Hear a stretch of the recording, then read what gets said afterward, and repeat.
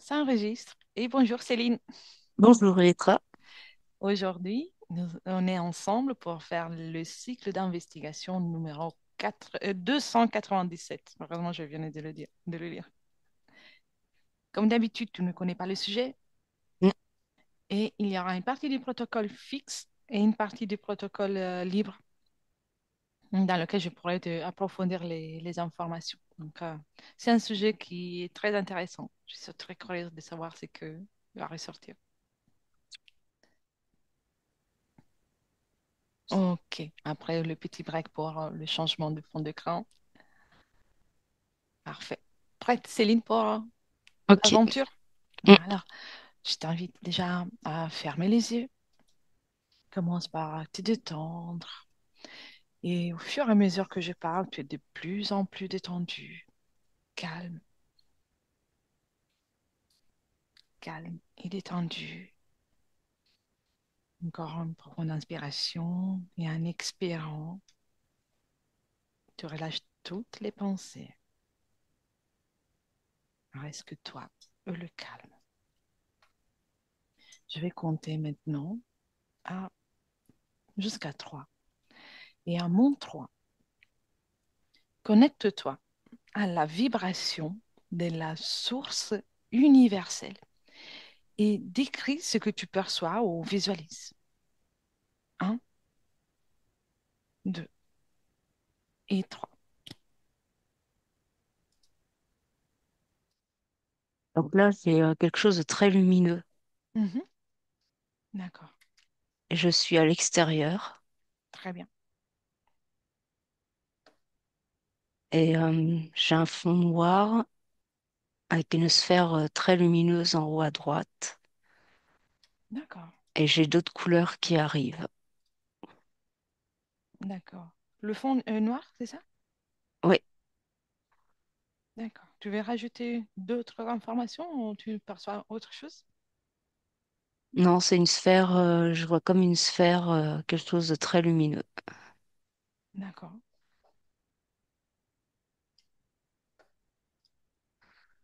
Et ça devient translucide là.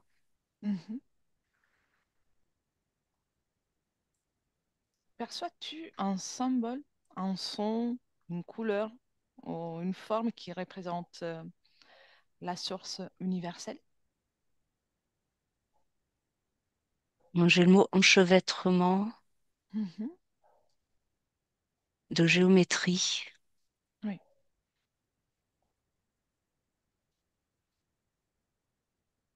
d'accord. Voilà, et rien de défini. Ok. Et ça se relie par des points et les points s'illuminent. D'accord. Toutes les lignes qui se croisent, ça fait des points lumineux. Ok. C'est comme des grilles en fait, qui Hmm, s'entrecroisent. je comprends. Comment tu te sens à observer tout ça déjà? Très bien, très calme. Parfait. Quelle est la nature de la source universelle, telle que tu l'aperçois à cet instant ou pendant l'observation? La nature, c'est de l'énergie, Mhm, une énergie très pure, mhm.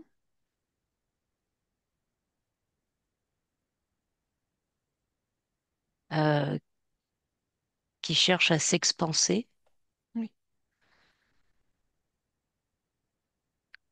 et elle est mobile. Et ça, en fait, ces géométries, elles bougent, elles ne sont pas du tout statiques. Il y a une dynamique, il y a un oui, processus dynamique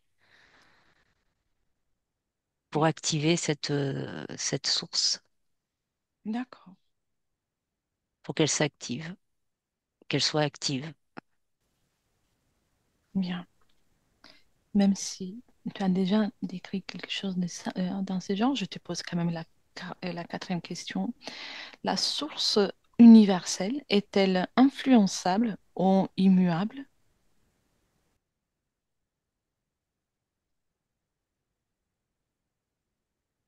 elle peut être en interaction avec des énergies extérieures, D'accord. mais elle ne se laisse pas pénétrer. Mm. Elle prend l'information des énergies extérieures.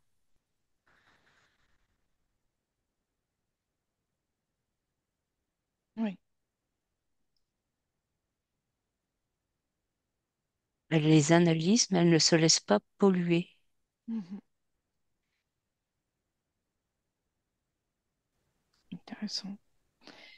La source a-t-elle une origine? Que perçois-tu à ce sujet?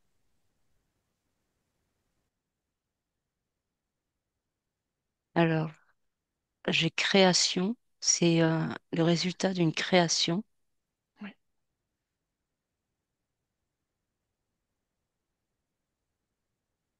euh, mais de choses très très lointaines, oui, de dimensions très lointaines, vraiment des nébuleuses très lointaines. je comprends.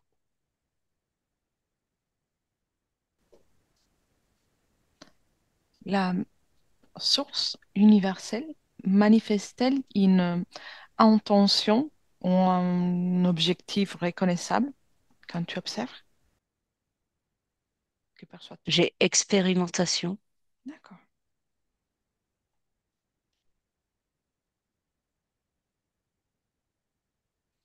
Autre chose? et là je vois que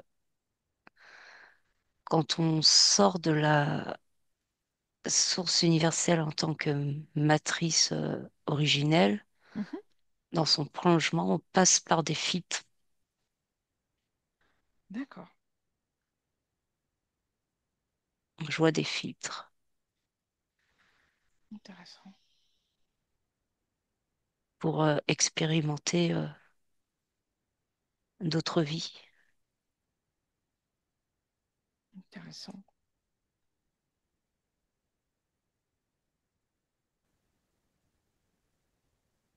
Source universelle et partie subliminale. Existe-t-il un lien entre les deux? Que perçois-tu? C'est comme une infime gouttelette, la partie subliminale, Oui,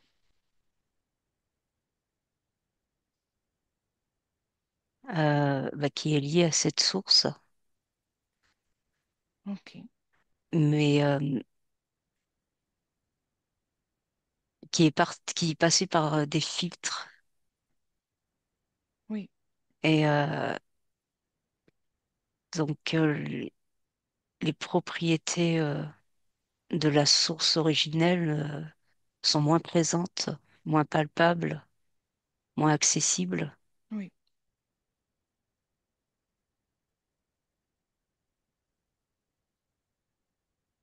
Comme un éloignement? Un, un éloignement, mais c'est pas l'éloignement qui pose le problème, c'est que c'est très dilué. Oui. C'est par rapport à la densité informationnelle qui est très très diluée Hmm, et c'est très difficile selon les filtres qui sont passés à y avoir accès, à en avoir conscience ou à la redensifier ou à l'expanser oui, s'il y a possibilité de le faire. je comprends. Tu veux rajouter quelque chose par rapport à ça? Ben là, en passant par les filtres, je ressens vraiment d'être comprimé au niveau du plexus, à partir du plexus jusqu'à la gorge. Ça compresse. D'accord. D'accord. Mets-toi de nouveau dans une position confortable pour l'observation. Parfait. Fais juste une balade. Et tu me dis comment tu te sens maintenant. Là, ça va. Très bien. Les parties subliminales de ceux qui sont incarnés proviennent-elles de la source universelle?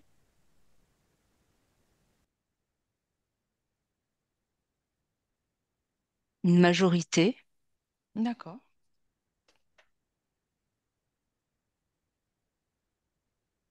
Et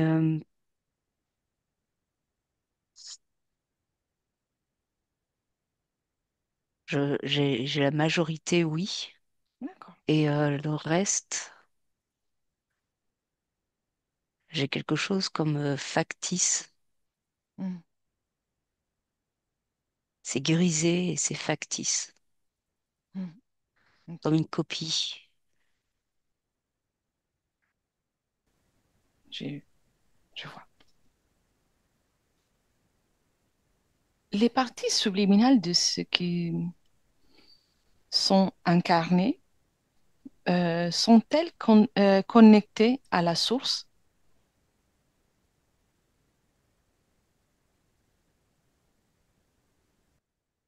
Oui, elles sont connectées. Mhm. D'accord. Il y a une ramification et oui, si on suit cette ramification, ça rejoint la source. Oui.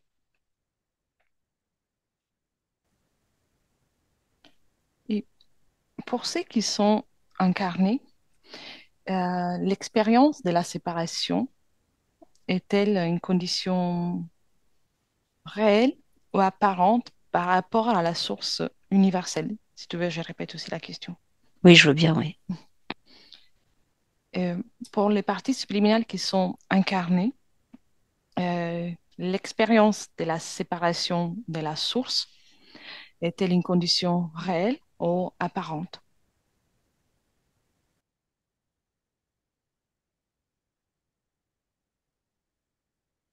Tu as Ça, une information je à sais ce pas, sujet? ça dépend du point de vue de l'observateur. Mhm. Je comprends. Parce que c'est relié à la source et la séparation, ça vient du point de vue de l'observateur Mhm. qui prend conscience qu'il est relié à la source, mais qui peut se sentir séparé, Oui, coupé, comme oublié. oui. Et, l'appartenance à cette, le fait d'appartenir à cette, à la source est quelque chose qui est donné à toute forme de vie, en tout cas à toute manifestation dans notre réalité. Bah, tout à l'heure, j'étais avec le règne végétal et Mhm. c'était relié à la source. Euh, Règne animal aussi. Ok. Minéral?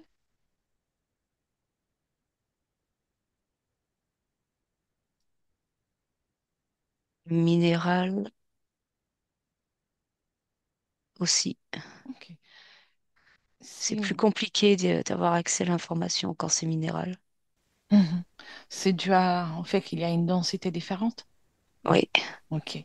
Tu peux reprendre l'observation que tu avais à tout à l'heure comme une perspective Mm. un peu généralisée, comme ça tu seras plus à l'aise. Et si j'utilise par exemple mon langage, on peut dire que la source est l'ensemble de toutes les co-créations de tout ce qui est minéral, animal, euh, humain ou pas humain, appartenant à notre espace-temps. Oh, ça parle pas, oh, ça résonne pas. Ça résonne. Ça résonne. Ok, Oui. Comme c'est basé sur l'expérimentation, ça résonne. Idée de co-création. d'accord. Et tu as remarqué aussi qu'il y a des filtres. Tu restes qu'en observation. Mhm. Et donc, comme, beaucoup de manifestations sont un prolongement, mais qui passent au fur et à mesure avec, au milieu de ces filtres. Ah, est-ce que ces filtres appartiennent à quelque chose, à une autre source ou à une autre manifestation? Comment on peut définir ces filtres? C'est étranger à la source. Hmm. Et d'un point de vue de la fréquence, est-ce qu'il y a, quelle est la différence que tu captes depuis ce point d'observation? Est-ce qu'il y a une fréquence qu'on peut définir depuis notre matière aussi, en observant tout ça. Mm. Plus ça passe de filtre, plus la fréquence va diminuer, le taux vibratoire va diminuer. Oui,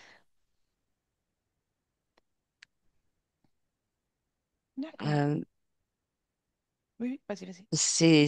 en fait, ça va enlever de la souveraineté, de l'expansion dans sa manifestation de vie, Mhm. dans son expérimentation. C'est comme s'il y avait une réduction. Oui. Comme tout à l'heure, justement, tu parlais comme de dilution, comme quelque chose qui est dilué. Oui, Ok. c'est-à-dire que les informations de la source, c'est très dilué et très amoindri. Oui. Euh, Y a-t-il quelque chose ou une fréquence, même sur Terre, qui vibre avec une formule moins diluée par rapport à tout le reste, comme quelque chose qui paraît un peu plus proche de cette fréquence d'origine? Je veux dire, quelque chose qui empêche de... Non, je me suis mal expliquée, pardon. Quelque chose qui vibre avec une fréquence qui est le plus proche de la source, avec moins de dilution, moins dilué que d'autres, que le reste. Ou pas? C'est juste. Il y en a qui ne passent pas par tous ces filtres, Mhm. qui arrivent à les éviter et, euh, et qui sont beaucoup plus en connexion avec la source, qui se sentent moins coupés, plus libres dans leur espace de création Oui, pour se manifester, expérimenter. intéressant. Et- Parce que Oui, passer par les filtres, en fait, ça peut attirer des interférences. d'accord. Donc le filtre n'est pas forcément lié à une interférence, c'est juste autre chose. Oui, ça dilue, ça amoindrit ça enlève les informations de la source d'origine. D'accord. C'est comme un peu s'oublier. Oui, s'oublier. Et, et je vois que ça peut attirer des interférences. Oui.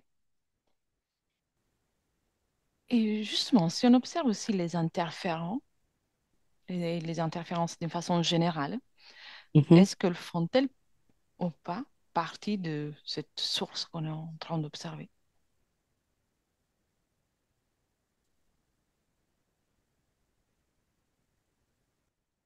Moi, je Ou les pas? vois arriver d'ailleurs. Ok. C'est beaucoup plus sombre, Comme si elle faisait partie d'un centre créationnel différent. différent, plus dense, plus lourd, des fréquences plus basses et plus lourdes. Oui, d'accord.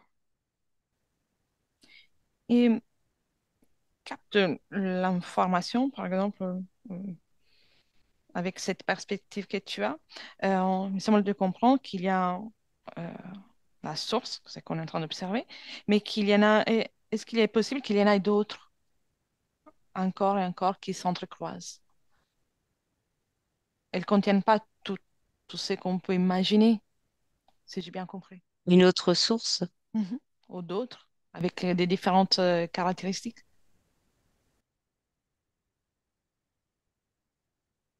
bah, pour notre monde, j'en vois qu'une. Mhm. Oui, Dans notre dimension, j'en vois qu'une. oui, je vois. Et dans des autres dimensions, on peut parler d'autres sources différentes? Oh, c'est la même.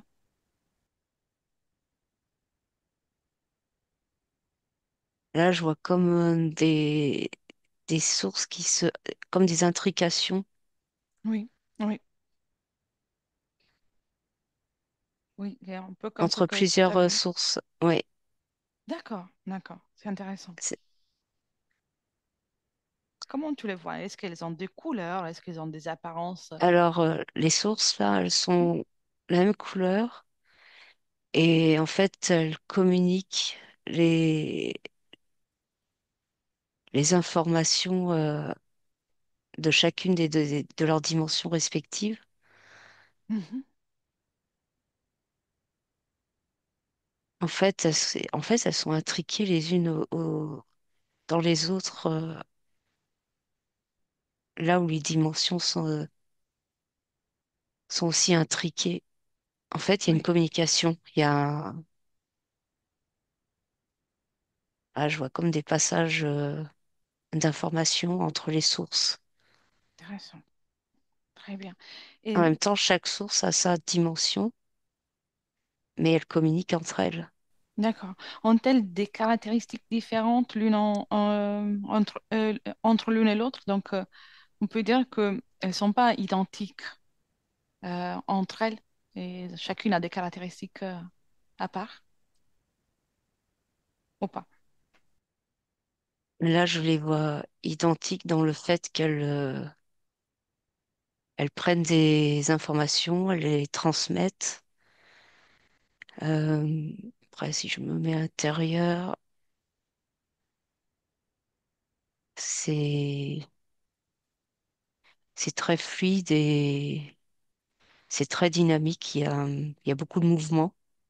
Oui. Donc, dans Oui, il y le... a de l'énergie. Il y a beaucoup d'énergie, des flux énergétiques. Oui.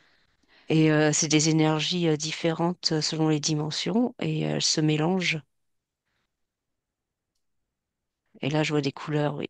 Donc, on peut dire qu'elles ont des caractéristiques, quelque chose qui les rend similaires en tant que source, on va utiliser ce mot, Mm. euh, mais chacune avec des caractéristiques et cela leur permet de changer, euh, de s'entrecroiser. Oui, D'accord. la nature des informations peut être différente et donc dans les échanges, oui, ça se mélange.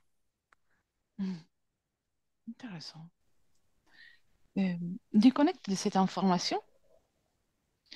Si tu observes d'une façon générale la façon d'interagir de parties subliminales, tout simplement, plusieurs parties subliminales entre elles ont une interaction sans interférer, une interaction libre. Est-ce que ça peut rappeler ça à un autre, l'échange entre les sources, mais à un autre niveau ou pas? Oui, il y a un partage d'informations, c'est pas conscient par la partie incarnée, physique, Mhm. mais oui, il y a des échanges d'informations. Euh, et je vois que c'est aussi transmis à la source. Oui, Et oui, tous ces fluides énergétiques et informationnels se mélangent. tout ce qui existe reste en perpétuelle communication, donc peu importe le niveau de... Oui, et ça D'accord. communique, oui. D'accord. Déconnecte de ça et maintenant on observe que d'un point de vue subliminal les cellules d'un corps humain au hasard, un corps humain dans des bonnes conditions. Par exemple, les cellules épidermiques, mais que d'un point de vue subliminal. Mhm. Est-ce qu'elles ont la même façon de croiser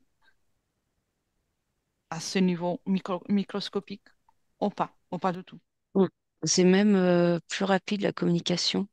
Ça fourmille, les D'accord, cellules entre elles. d'accord. Et dans leur communication entre elles, y a-t-il communication, par exemple, au corps humain qu'elles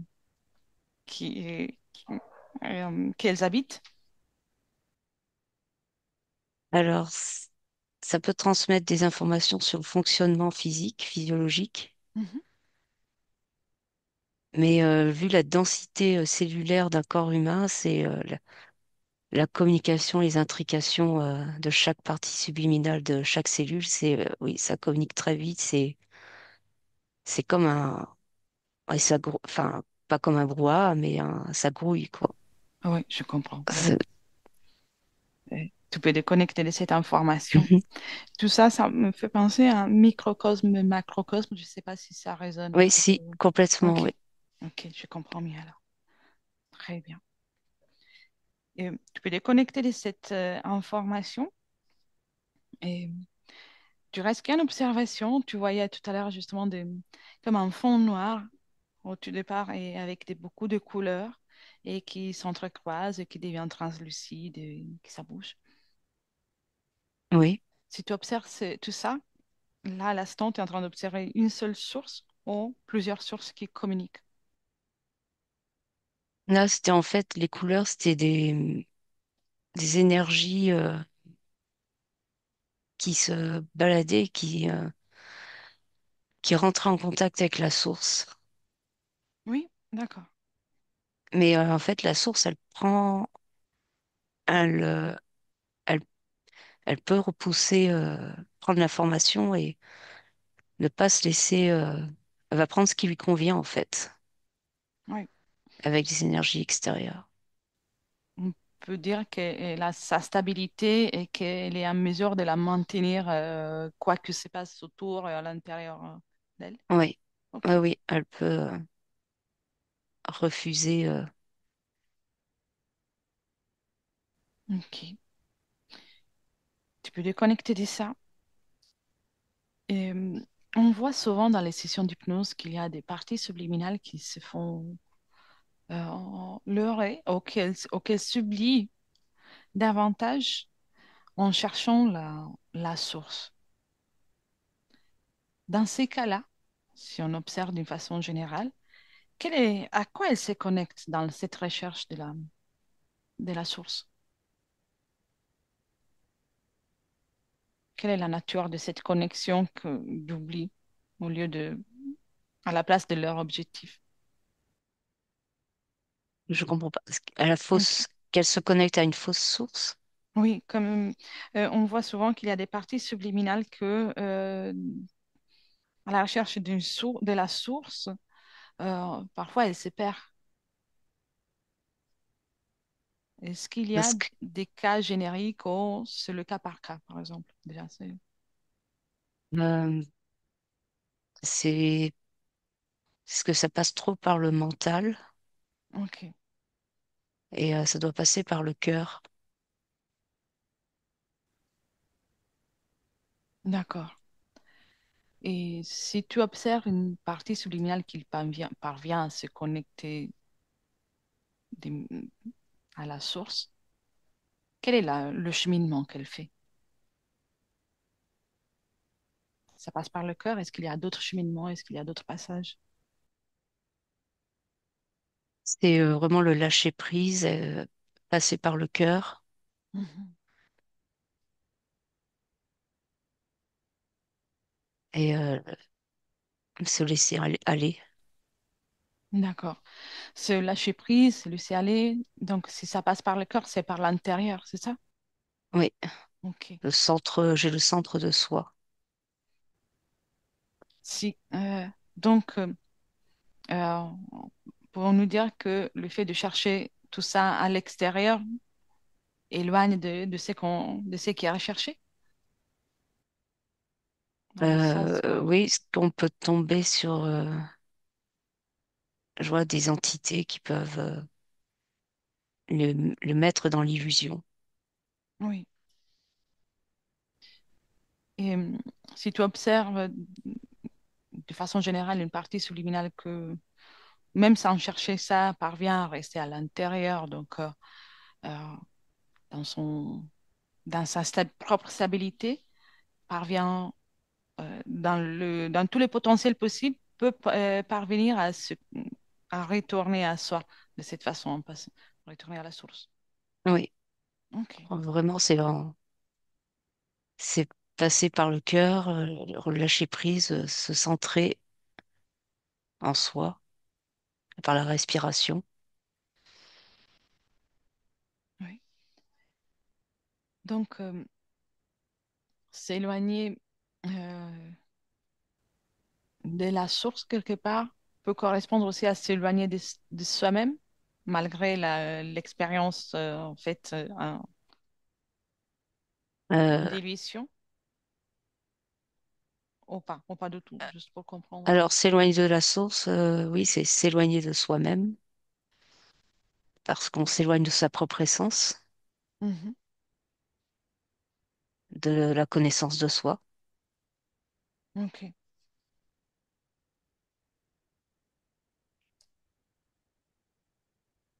Et oui, se connecter à la source, ça permet de développer cette connaissance de soi et de retrouver plus de substance, et retrouver quelque chose de beaucoup plus dense oui, concernant les informations de la source. oui, comme une Mm. consistance euh, plus Plus dense, dense, une oui, consistance plus dense, oui. je vois, je comprends. Et d'un point de vue euh, de la densité et du lithium, justement, chaque partie subliminale est observée. Tu l'as vu comme des gouttelettes qui font partie de tout ça. Est-ce qu'il y a des êtres, au niveau subliminal, bien sûr, qui sont moins dilués qu'une partie subliminale humaine, ou pas? J'en vois qui sont plus lumineux. Mhm. Cette luminosité correspond à une consistance plus dense dans le sens de la direction de la... Ils sont plus en connexion avec la source et ils ont passé moins de filtres D'accord. pour s'incarner.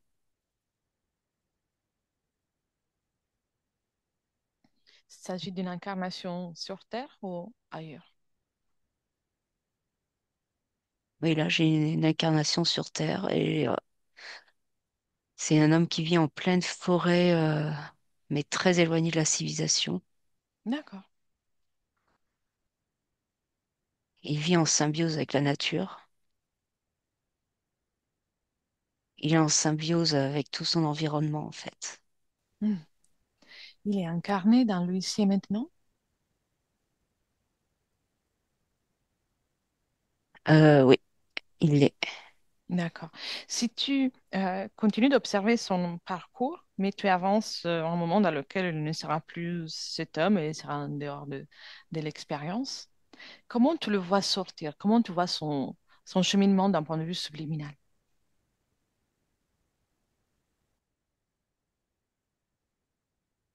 Donc, toute sa vie était sur l'expérimentation, l'apprentissage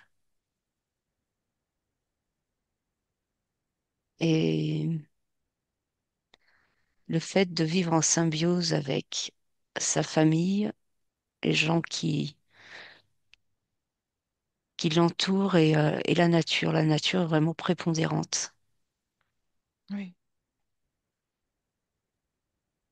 C'est vraiment vivre en symbiose avec les autres, tout ce qui vibre, toutes les parties subliminales qui, pareil, sont, je dirais presque pures. Parce que là, j'ai l'impression d'être au cœur de l'Amazonie. oui, Et donc, il y a pas d'influence néfaste de la société. d'accord. Et c'est une vie qui est basée sur l'expérimentation, l'apprentissage, la transmission, le respect. Ça lui permet d'avoir un mouvement vibratoire stable. Oui, très stable. Et il reste lumineux toute sa vie. C'est vraiment une vibration très lumineuse, très stable. Et observe-le quand il sort de son corps, quand il termine son expérience. Comment il se comporte, sa partie subliminale?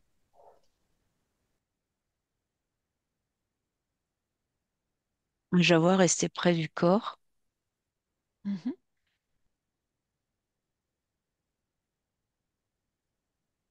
Il se Il y a détache de la comme de la... matière. Il se détache, mais avec beaucoup de compassion, de respect pour ce corps qu'il a incarné. Oui, Il y a beaucoup d'émotions. Là, je ressens de l'émotion d'accord. C'est quelque chose que... qui euh, est, c'est très profond en fait, au niveau de la compassion pour ce corps qu'il a incarné, cette vie qu'il a eue. oui, Et c'est une façon aussi il accompagne aussi le deuil de ses proches en restant. d'accord. Quand ce deuil est terminé, par exemple, et qu'il se sent libre de retourner à lui-même encore plus à lui-même, comment il se comporte?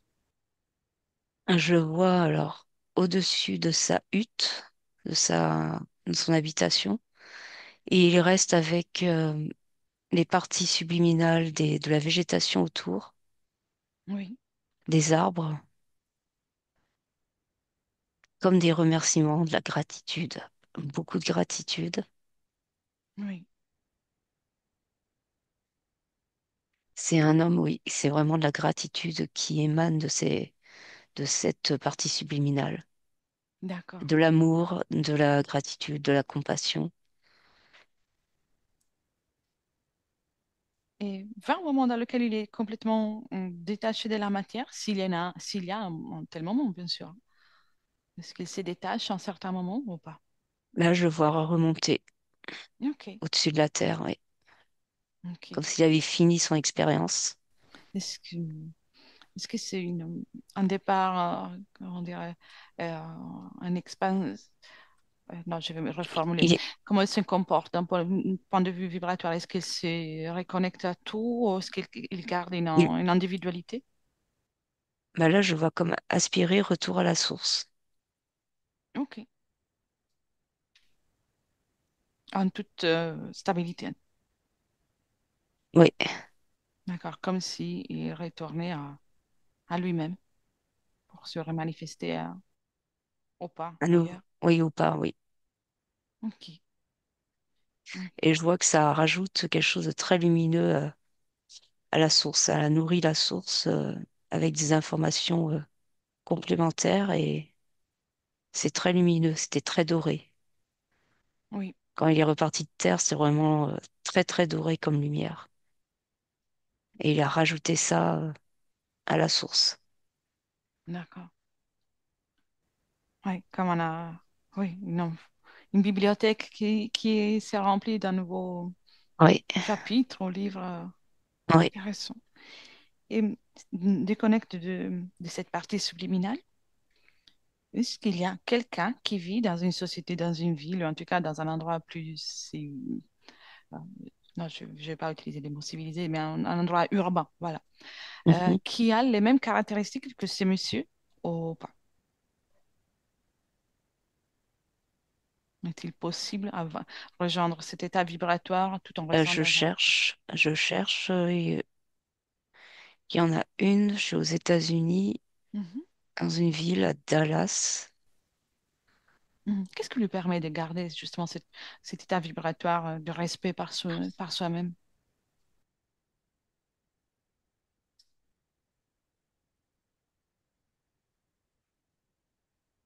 En fait, c'est un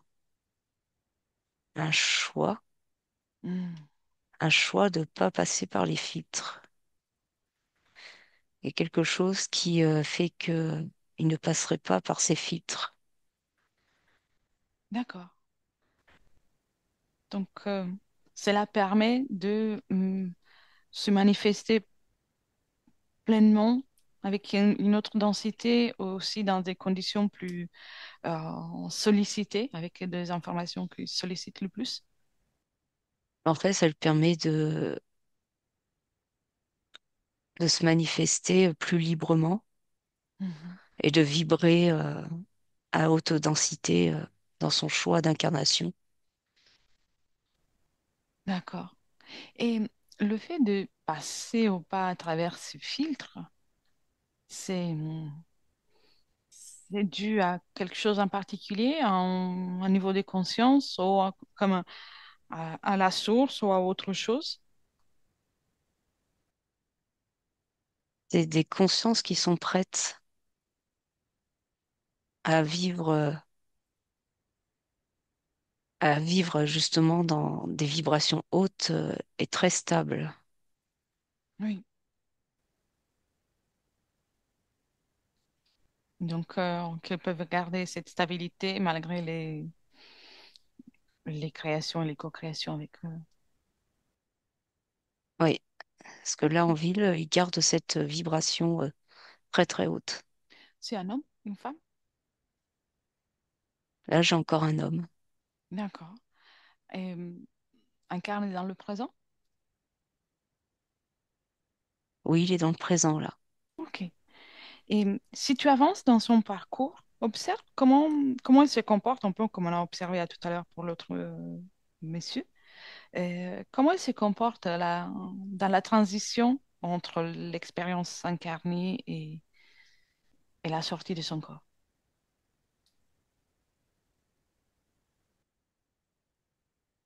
Là, je vois qu'il n'a pas pu garder sa vibration si haute comme l'autre l'autre homme en Oui, Amazonie. d'accord, Il termine fatigué. d'accord. Il y a quelque chose en particulier qui le fatigue ou... J'ai eu le mot déception. Mhm. Ok. Qu'est-ce qu'il a dessus? C'est cette violence présente, toujours présente au quotidien. Euh, la rapidité de la société, Comme si euh, tout ce la mouvement... densité, ces mouvements, c'est trop rapide pour lui. C'est comme il voudrait il aurait voulu plus de lenteur pour être dans la pleine conscience dans ses actions. Mhm. Et l'effervescence de la ville ne lui ont pas permis. L'effervescence et la violence D'accord. présente, Euh, sous-jacente, ne lui a pas permis. à cet instant-là, euh, malgré la déception, parvient-il à recréer, une fois sorti de tout ça, parvient-il à recréer sa fréquence de base, son essence de base, ou il reste dans Hum, la déception? Là, je regarde sa partie subliminale une fois Mhm. sortie de son corps. Il y a juste une petite partie qui est lumineuse et l'autre est vraiment grisée, polluée. D'accord, dans ces cas-là, il te voit, il te perçoit? Oui, il me perçoit, oui. Bien. Et s'il est d'accord pour communiquer, passe-lui l'information qu'il peut. Rappelle-lui tout simplement qu'il peut de nouveau devenir effervescent, mais dans le sens vibratoire qu'il aime, non pas celui qu'il a touché jusqu'à présent. Il me dit qu'il l'avait oublié. Ok, Et là, il redevient vraiment lumineux. ok, Il se remplit de plus d'énergie. Et là, il se reconnecte vraiment pleinement à la source. ok. Cette source est à l'intérieur, à l'extérieur de lui?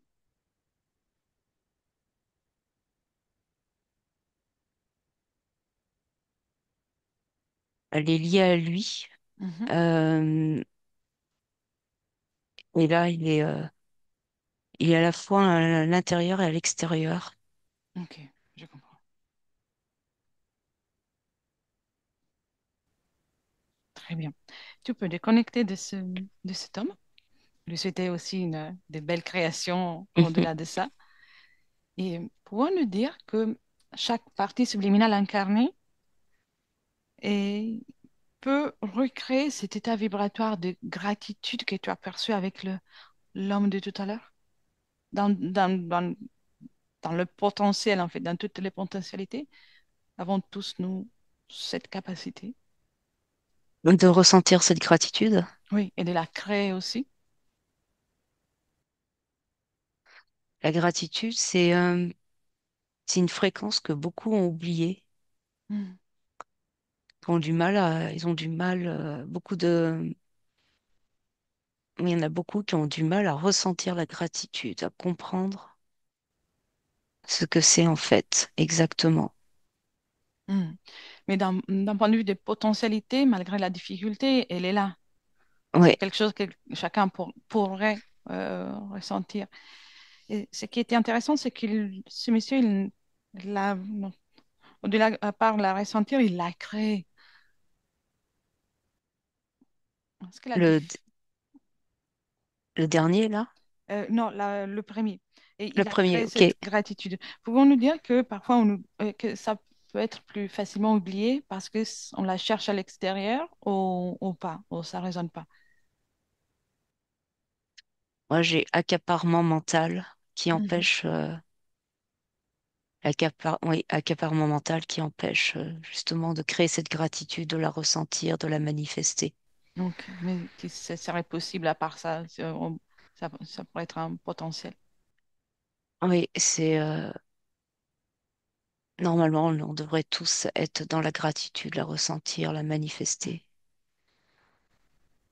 Mhm. Surtout la gratitude envers soi et puis Oui, envers le reste. oui. Ok, intéressant.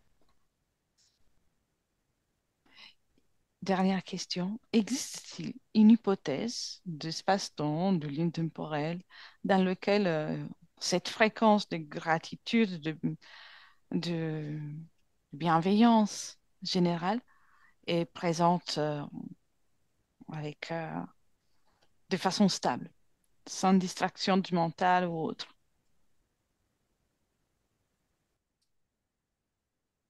Alors, j'ai dans les civilisations anciennes, Mhm. lorsque les gens vivaient dans des communautés très dispersées dans la nature, c'est vraiment la connexion à la nature qui fait émerger cette gratitude, la gratitude envers soi, mais la gratitude envers toutes les énergies, les parties subliminales qui nous entourent en fait. Comme si l'expérience pouvait devenir plus euh, enrichissante dans ces conditions-là. Oui, Ok, je comprends. il y a vraiment une symbiose avec sa communauté et la nature environnante. Mhm. Et la Intéressant. gratitude est quelque chose de vraiment naturel. Ok, magnifique. Bien dans le présent, Céline. Et cette information, en tout cas, de gratitude envers soi, c'est quelque chose qui peut être très utile pour beaucoup, au-delà de la direction pendant et au-delà de l'expérience. Donc, on va la laisser circuler. Mm, Et puis, chacun va pouvoir la choisir de la lire, de l'analyser chacun à son rythme. Je fais circuler cette Mhm. énergie-là. Mm, Très bien. Et puis, chacun est libre, bien sûr, se, de se rappeler qu'il est à mesure mm, de créer les meilleures conditions pour lui à tout moment. Et vient maintenant dans le présent. Et maintenant, je poserai des questions encore, c'est très intéressant, mais je sais qu'il y aura d'autres protocoles, donc je te propose qu'on revient. mhm. Et, et donc, Céline, déconnecte de tout et de tous. Et tu reviens à toi, uniquement à toi, complètement déconnecté de toute information et ressens le bonheur, le plaisir de te retrouver, ton corps que tu apprécies, que tu chéris, ton espace énergétique que tu chéris aussi, que tu peux déjà moduler avec les meilleures fréquences que tu souhaites pour garder pour toi, pour poursuivre cette journée. Crée en toi toutes les vibrations, les fréquences qui te font plaisir et ressens que ton corps se réveille revigoré déjà. complètement revigorée, tu es de plus en plus, plus consciente de l'espace autour de toi, le lit, le support sur lequel tu es adossé. Tu as apporté déjà du mouvement et avec cette joie de vivre, joie d'exister, d'appréciation pour toi et pour tout, tu peux ouvrir les yeux et revenir avec moi. Et merci, Céline. Merci à toi. C'était un magnifique voyage. Ouais. Mm. Merci d'avoir accepté de faire ce voyage. N'hésite Merci, j'ai beaucoup aimé. Mm. bien, bien, c'était très intéressant en plus ce que tu as pu observer. Donc, merci. N'inquiète pas, on va rester Ok, encore un moment ensemble et merci à tous pour l'écoute. merci. Benvenuto a questo nuovo video di Disclosures. Oggi parliamo della cosiddetta sessione di ipnosi investigativa. In realtà non esiste una sessione di ipnosi investigativa. Non che non si possa fare investigazione di ipnosi, però è che non esiste una sola sessione di ipnosi per dire si è fatta investigazione, per prendere quell'informazione come buona. Perché? Sappiamo intanto che l'informazione che arriva in ipnosi è molto contaminata. La percentuale di inquinamento dell'informazione è altissima. Pensate a questa informazione che viaggia per tantissime dimensioni, attraversa densità, passa per coscienze che volontariamente o involontariamente possono distorcerla.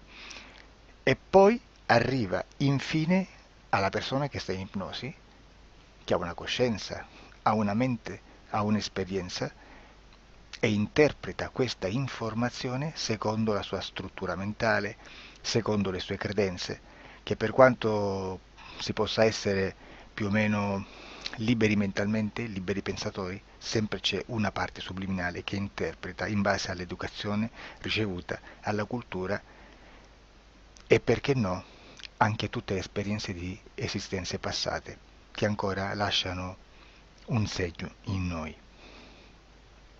Per capirci, è come se dovessimo parlare con un'altra persona immersi nell'acqua, a qualche metro di distanza, cercando di utilizzare un mezzo, che è quello della corda vocale, che è fatto per produrre suoni da trasmettere nell'aria. Noi stiamo utilizzando questo strumento per far passare un'onda sonora nell'acqua o in un liquido. Chiaramente il suono viene completamente distorto, sempre ammesso che sia per il nostro corpo facile e non difficoltoso poterlo fare senza avere dei problemi come ingurgitare acqua o eccetera. Ma non solo. Supponiamo che per questo tipo di comunicazione utilizziamo anche due lingue diverse, per esempio un italiano e un russo o un giapponese. Per quanto possiamo anche interpretare il labiale, non possiamo capire quello che ci sta dicendo, perché la lingua è diversa.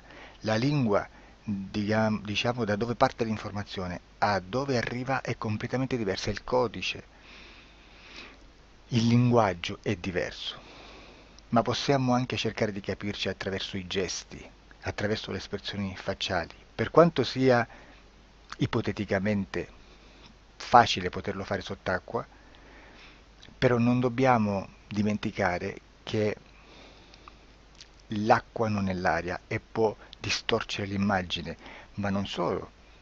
Dobbiamo anche pensare che l'altra persona, che parla un'altra lingua, che viene da un'altra cultura, potrebbe interpretare i segnali che noi interpretiamo come X in Y. Per noi un sì è abbassare la testa dall'alto verso il basso, per esempio, sì, e il no da sinistra verso destra, no. In alcuni paesi orientali, come le Filippine credo o qualcun altro, utilizzano esattamente gli stessi segni, ma al contrario. No, sì. Immaginate due persone di queste due culture che stanno cercando di comunicare in maniera così difficoltosa e alla fine non gli rimane altro che interpretare il linguaggio corporale. Sì, che per l'altro invece no. Cosa voglio dire con questo esempio estremo? Che l'informazione da dove parte a dove arriva viene completamente deformata.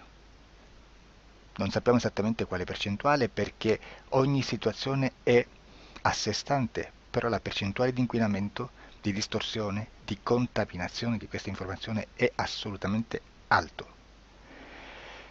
Quindi fare una sessione investigativa, mettere una persona in ipnosi e chiedere di Tizio Caio Sempronio di una situazione o chiedere certi dati è assolutamente controproducente, è assolutamente inutile.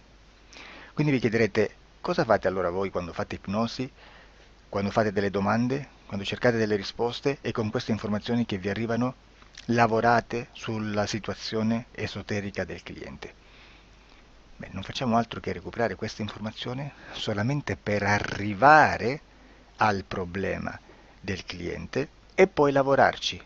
Quindi il valore dell'informazione non è quello di un'istruzione, quello di memorizzare dei dati e di prenderli per buoni, ma è un veicolo di movimento, di trasporto verso la causa del problema per poi lavorarci. Quindi lo scopo di questo tipo di informazione che si prende dalla singola sessione è completamente un altro. Come si fa quindi? Investigazione in ipnosi. Il lavoro non è semplice, il lavoro è lungo, difficoltoso, stancante. È necessario farlo anche in squadra perché bisogna moltiplicare il numero di sessioni da fare e una sola persona potrebbe farlo soltanto in un tempo estremamente largo. Noi abbiamo delle informazioni che prendiamo ormai per buone, ci lavoriamo, danno dei risultati e quindi per noi sono buone. E come abbiamo fatto ad avere queste informazioni? Per esempio, come facciamo a sapere che un extraterrestre chiamato il cosiddetto grigio è più o meno alto X, poi ci sono magari quelli anche un po' più alti, ma hanno un corpo strano, hanno una pelle grigio-verde, hanno degli occhi grandi a mandorla, neri, senza una pupilla visibile, non hanno quasi bocca né naso né orecchie, hanno soltanto delle fessure, non hanno organi genitali, hanno degli arti molto più lunghi rispetto alla proporzione che potrebbe avere il corpo umano, e di solito hanno meno dita delle 5 del corpo umano, eccetera, eccetera, eccetera. O se no prendiamo un altro tipo di essere che possiamo incontrare in ipnosi, come facciamo a dire che hanno delle somiglianze con i rettili, gli animali rettili terrestri o gli invertebrati, gli insetti terrestri? Perché? Perché siamo sicuri di questa informazione e ci lavoriamo e quando ci arriva la prendiamo già per buona, nonostante sia anch'essa contaminata. Perché queste informazioni sono arrivate da tantissime sessioni, fatte da tantissime persone, con tantissime altre persone sotto ipnosi e che nel contesto di tutto il lavoro gli uni non sapevano degli altri. Questo dato può essere più o meno rilevante, sempre c'è contaminazione e quindi possiamo prendere per buono anche un gruppo di lavoro dove l'uno possa sapere dell'altro. Ci potrebbe essere una contaminazione del contesto di quel gruppo di lavoro, ma si aggiunge semplicemente una piccola percentuale di questa contaminazione a già la grande che esiste. Non è così impossibile lavorarci. Da tutte queste sessioni, da questo grande numero di sessioni, migliaia, diciamo migliaia, noi prendiamo solamente quell'informazione che è uguale a tutte, che è in comune a tutte, o a quasi, perché magari qualcuna ci potrebbe essere niente in comune per una fortissima contaminazione, perché no? Ma dobbiamo prendere una stragrande maggioranza, proporzionalmente abnorme rispetto a quello che potrebbe essere un minimo di scartabile, e lì possiamo prendere per buona questa informazione. Quindi se noi su 10.000 persone diverse, con operatori anche diversi, in cui in ogni sessione vediamo un essere che più o meno ha le stesse caratteristiche del grigio, o dell'insettoide a forma di mantide religiosa, o il rettile a forma di lucertola, per esempio, di serpente o di quello che sia, o se vediamo il pianeta Marte più o meno di colore rosso, o se vediamo dei sotterranei eterici, non fisici, nel sottosuolo terrestre, soprattutto sotto le grandi città, dove c'è concentrato molto potere, molta energia di questo tipo, e che più ne hai più ne metta. Se vediamo degli impianti che hanno certi tipi di funzioni, certi tipi di forme in certe parti del corpo, e questa informazione la ritroviamo tutta o quasi in tutte le sessioni fatte, eseguite, realizzate da tanti anni a questa parte, significa che quella è una informazione affidabile. E vi posso garantire che stiamo parlando di una percentuale bassissima. Su un 100% staremo, credo, forse più in basso di un 3, di un 2-3%. Immaginate, tutto il resto è spazzatura, è informazione spazzatura. Sì, spazzatura.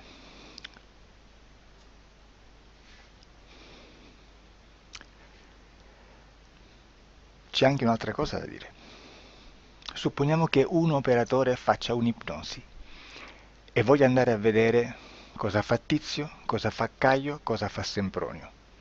Arrivano delle informazioni e si dice che Tizio è biondo, Caio è zoppo e Sempronio è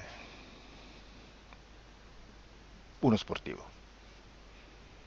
Intanto già abbiamo detto che una sessione soltanto non serve, d'accordo? Ma poi c'è da dire che una coscienza, un essere, in ambiente subliminale, la sua parte subliminale potrebbe non dare autorizzazione a questa fuoriuscita di informazioni. Mi potreste dire, e allora tu quando chiedi agli esseri cosa fanno, cosa non fanno?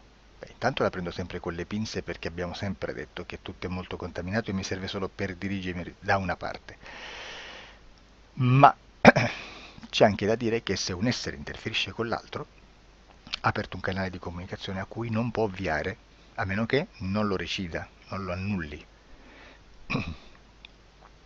Quindi quando io faccio la domanda a un essere, se lo faccio attraverso l'interferito, mi arriva l'informazione per un canale aperto che sottostà alla volontà dell'interferito.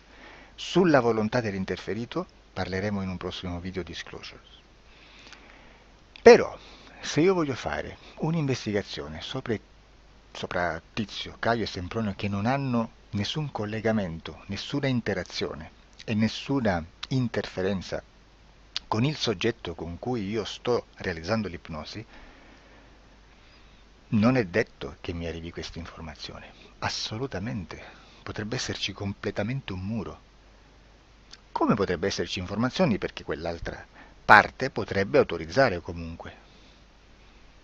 Ma non è detto.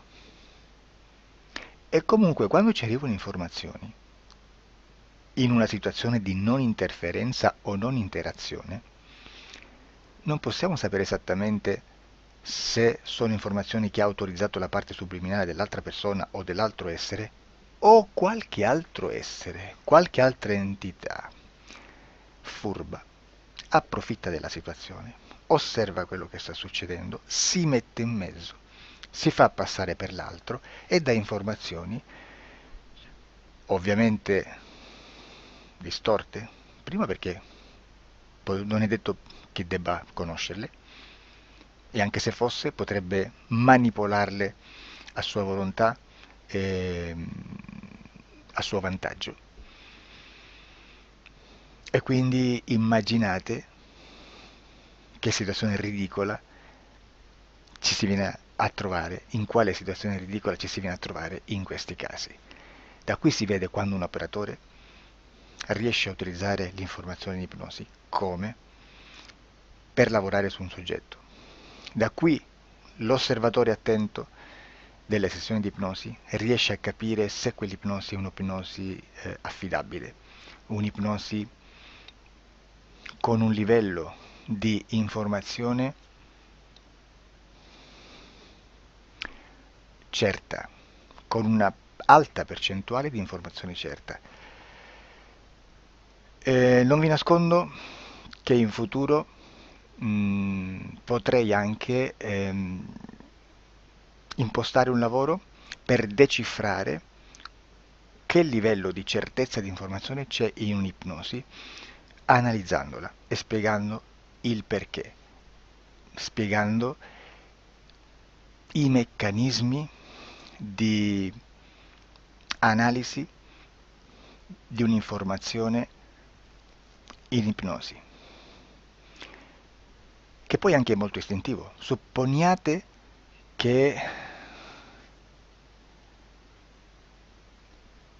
che dobbiamo cercare un'informazione su internet, per esempio un fatto di cronaca. Voi preferite mettervi su un sito ufficiale? A caso. L'ANSA in Italia, ADN Kronos, qualche telegiornale che per quanto possano manipolare l'informazione ad alti livelli, comunque possiamo dare affidabile la fonte dell'informazione che viene trasmessa. Non possono trasmettere una bufala sicuramente. Verrà sicuramente manipolata ad altri livelli. Ne parleremo in altri video, ma a livello base la fonte è certa.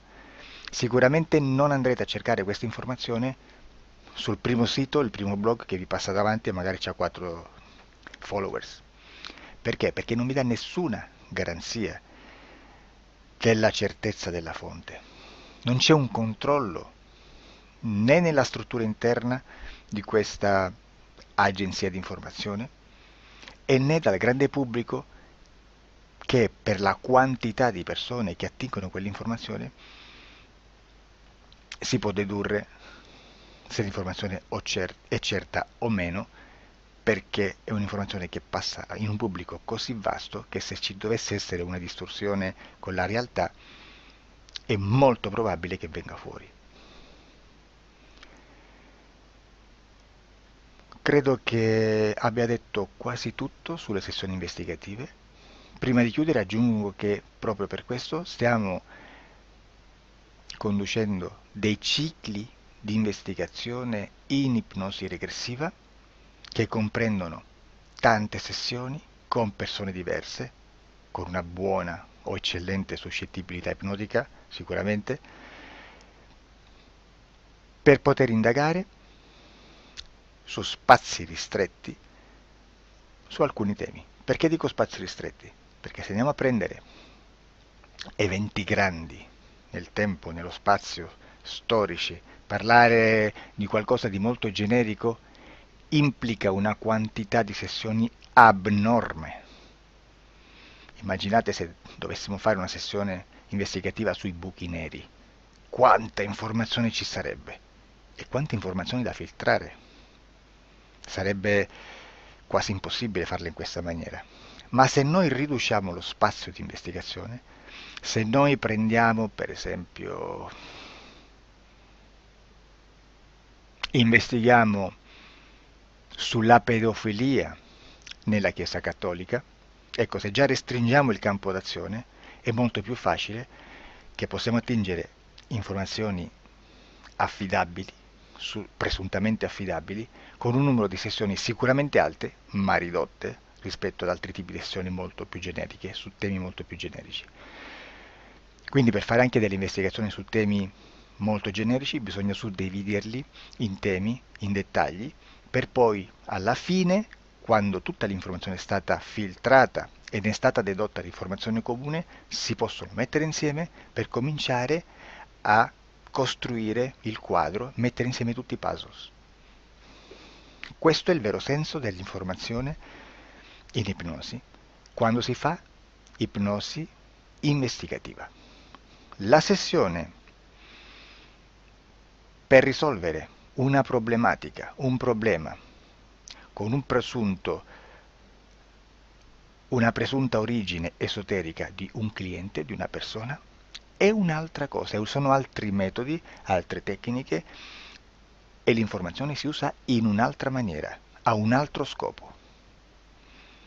Grazie, ci vediamo al prossimo video. Disclosure. Ciao.